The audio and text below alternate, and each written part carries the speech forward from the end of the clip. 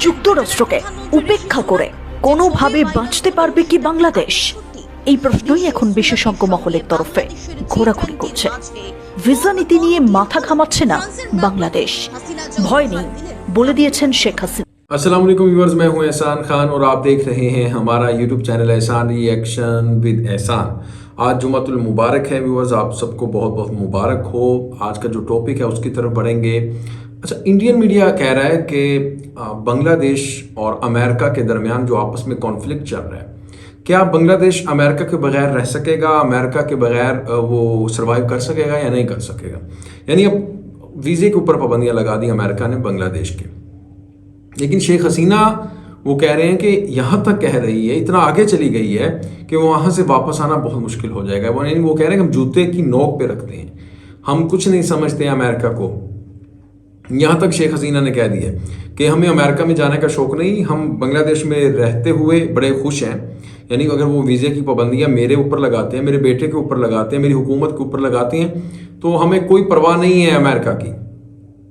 क्या बांग्लादेश सर्वाइव कर पाएगा? ये सवालात हैं और इंडियन मीडिया से भी ये सवाल उठा रहा है, दुनिया भर का मीडिया इसके ऊपर बात कर रहा है। उसी के ऊपर हमारी एक ये वीडियो रिपोर्ट भी हमारे पास इंडियन मीडिया की है। लेकिन मैं ये कहूँगा कि बांग्लादेश जी हाँ सर्वाइव कर सकता है, क्योंकि जीएसपी स्टेटस बांग्लादेश को नहीं मिला हुआ अमेरिका की मार्केट में, बल्कि 12% बांग्लादेश चार्ज करता है, टैक्स देता है, ज़्यादा देता है। इंडिया और पाकिस्तान से भी ज़्यादा देता है बांग्लादेश, लेकिन 10% देता है वो भारत देता है, फिर पाकिस्तान देता है वहाँ पर जब उनकी प्रोडक्ट्स जाती है टेक्सटाइल को लेकर। लेकिन सवाल ये है कि जो बांग्लादेश की टेक्सटाइल की जो व्यूअर्स एक्सपोर्ट्स है या प्रोडक्ट्स कह लें, वो इन दोनों देशों से ज़्यादा होती है बांग्लादेश की वजह क्या है? क्वालिटी अच्छी है, डिमांड ज़्यादा है, और यही वजह है कि उनका रेट भी हाई हो जाता है क्योंकि टैक्स लगता है उनको, जीएसपी स्टेटस भी नहीं मिला हुआ बांग्लादेश को।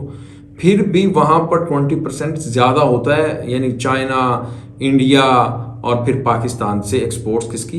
बांग्लादेश की। लेकिन वो अब कह रहे हैं कि क्या बांग्लादेश की एक्सपोर्ट्स मुतासर नहीं होगी? वो ये भी सवाल कर रहे हैं इंडियन मीडिया। मेरा ये जवाब है कि बिल्कुल भी नहीं होगी, क्योंकि बांग्लादेश दुनिया भर की बड़ी सुपर पावर को देता है। यानी रशिया को देख लें आप, फिर यूरोपीय यूनियंस के अंदर काफ़ी ममालिक आते हैं, वेस्टर्न कंट्रीज, यानी बांग्लादेश वहाँ पर अपनी प्रोडक्ट्स देता है।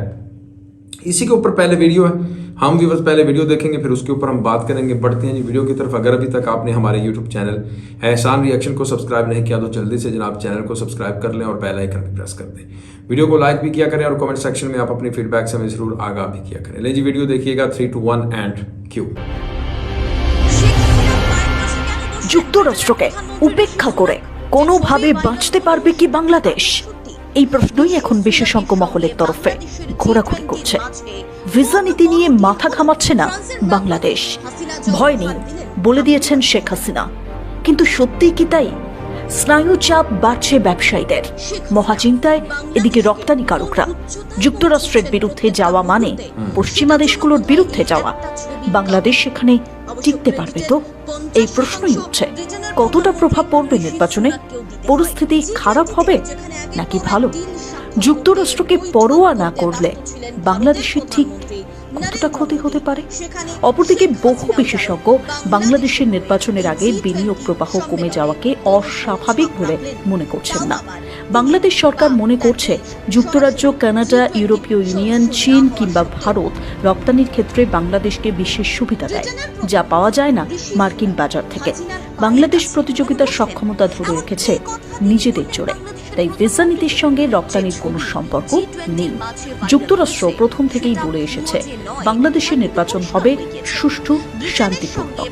বাংলাদেশ সরকারও তাই চায়, কিন্তু অন্য দেশের সিদ্ধান্ত কিছুতেই যেন মানতে পারছে না বাংলাদেশ সরকার। সুষ্ঠু নির্বাচনের জন্য বাংলাদেশের প্রস্তুতিও কম নয়। আপাতত নির্বাচন না এলে এবং নির্বাচন না গেলে বোঝা যাবে না পরিস্থিতি ঠিক কতটা রদবদল হলো। প্রথম কলকাতায় এই রিপোর্টের সঙ্গে আপনারা এতক্ষণ ছিলেন। আমরা ফিরছি আন্তর্জাতিক এবং অন্যান্য আরো অনেক রিপোর্ট নিয়ে। ততক্ষণ পর্যন্ত সঙ্গেই থাকুন। व्यूअर्स, आपने ये रिपोर्ट देखी और वो भी यही बात कर रहे हैं प्रथम Calcutta, West Bengal media, Indian media इसके ऊपर कि देखिए बांग्लादेश किस तरह से आगे अब मूव करेगा। और शेख हसीना ने तो अमेरिका में बैठ के अमेरिका को थ्रेट कर दिया। उन्होंने कहा आप अगर हमारे से सवाल कर रहे हैं यानी बांग्लादेश में फ्री एंड फेयर इलेक्शंस नहीं हो रहे तो फिर हम आपसे भी सवाल करेंगे। ये नहीं हो सकता कि आप हमारे ऊपर प्रेशर बिल्ड करें और हम आपसे कुछ पूछे बिना, ऐसा नहीं होगा। जो बाइडेन और ट्रंप का जो इलेक्शन हुआ आपस में, इसके अंदर भी काफ़ी सवालात उठाए गए और आप हमारे ऊपर ये बातें करती हैं कि जनाब बांग्लादेश के अंदर बहुत ज़्यादा धांधली होती है, इलेक्शन मैनेज्ड होते हैं, ये है वो है। वो कहते हैं ऐसा नहीं होगा, हम भी आपसे सवालात करेंगे। और फिर रह गई बात वीज़े की, वो कहते लाख पाबंदियाँ लगाएं, वीज़े की हमारे ऊपर लगा दें। वो कहते मेरे ऊपर लगाएं। वो कहते मेरा नाम कोई पनामा पेपर्स के अंदर नहीं है, मेरे पास कोई इलीगल मनी नहीं है, मेरे पास कोई ऐसी जायदाद नहीं है जिसकी वजह से मेरा अगर नाम आ जाएगा वीज़े के ऊपर सेंक्शंस लग जाएंगी, जिसकी वजह से मैं मतलब मेरे ऊपर मुसीबत आएगी, मैं प्रेशर में आके उसकी अमेरिका की हर बात मान लूँगी। वो कह रही ऐसा नहीं होगा। और उनका जो बेटा है शेख हसीना का, जो अमेरिका में उसने स्टडी की है, वहीं वो बिजनेस कर रहा है, उसका तो पॉलिटिक्स के साथ कोई ताल्लुक ही नहीं है दूर दूर तक। वो कह रही उनके ऊपर भी अगर आप वीज़े की पाबंदियां लगा रहे हैं तो मेरे लिए कोई परेशानी की बात नहीं।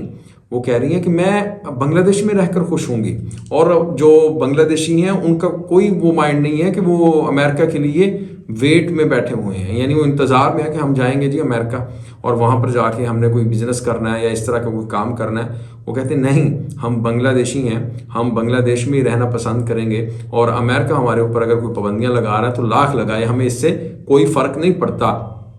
और नंबर 2 व्यूवर्स देखें आप, अमेरिका कोई बांग्लादेश की मदद भी नहीं करता। कोई होता है ना कोई एड वगैरह दे, नहीं, वर्ल्ड बैंक बांग्लादेश करता क्या है, IMF से तो जाहिर बात है सारी दुनिया लेती है लोन, लेकिन अमेरिका नहीं देता। या फिर ABD है, या फिर आप देख लें कि एशियन डेवलपमेंट बैंक कुछ है, और फिर जापान के साथ बांग्लादेश की बड़ी अच्छी दोस्ती है, तो वो उनसे तो वो कर रहा है, डीलें भी कर रहा है और लोन मदद भी लेता है, लेकिन अमेरिका कोई बांग्लादेश की मदद नहीं करता। वो ये कहने देखे ना, उन्होंने, मैंने वीडियो के आगाज में भी बताया कि 12% बांग्लादेश टैक्स पे करता है, लेकिन इंडिया 10% करता है, पाकिस्तान भी 10% करता है, GSP स्टेटस भी कोई नहीं है। यानी वो पाकिस्तान से, इंडिया से, चाइना से भी ज़्यादा टैक्स बांग्लादेश करता है पे, यानी बांग्लादेश को कोई रिलीफ नहीं दे रहा। वो कहते हैं लाख लगाए पाबंदियाँ, उसमें अमेरिका भी का नुकसान होगा, हमारा तो कोई नुकसान नहीं है। तो वेस्टर्न कंट्रीज़ के अंदर बांग्लादेश बहुत ज़्यादा टेक्सटाइल के प्रोडक्ट्स को एक्सपोर्ट्स कर रहा है, तो ये भी तो चीज़ है ना। तो व्यूअर्स, आपका इस वीडियो के बारे में क्या कहना है, फीडबैक ज़रूर दीजिएगा। अगर वीडियो अच्छी लगी हो तो हमारे चैनल एहसान रिएक्शन को ज़रूर सब्सक्राइब करें और बेल आइकन भी प्रेस कर दें। इंशाल्लाह नेक्स्ट वीडियो में आपके साथ एक बार फिर मुलाकात होगी, तब तक के लिए अल्लाह हाफिज़।